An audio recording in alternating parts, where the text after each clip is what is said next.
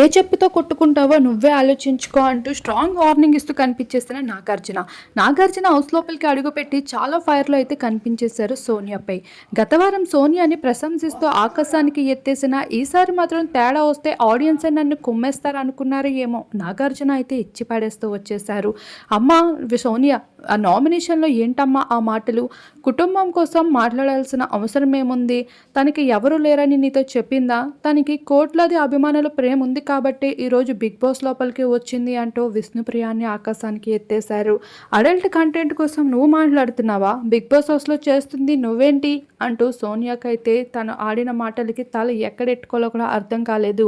ఇక నాగార్జున అయితే straight warning ఇవ్వడంతో పాటు ఇలా ప్రవర్తిస్తే బిగ్ బాస్లో ఎక్కువ రోజులు నువ్వైతే ఉండవంటూ ఇండైరెక్ట్గా అయితే తెలియజేసుకుంటూ వచ్చేస్తారు. అయితే మరి సోనియా మాటలకి ఆడియన్సే కాదు, ఆఖరికి బిగ్ బాస్ టీంలో వర్క్ చేసే వాళ్ళు కూడా విరుచుకుపడుతున్నట్లు తెలియజేస్తూ ఉన్నారు. ఈ భాగంగానే ఈసారి సోనియా ఎలిమినేషన్ జోన్లోకి వస్తే తనని కాపాడే అవకాశం ఏమాత్రం లేదంటూ నాగార్జున అయితే ఇవ్వాల్సిన హింట్స్ ఇచ్చేశారు.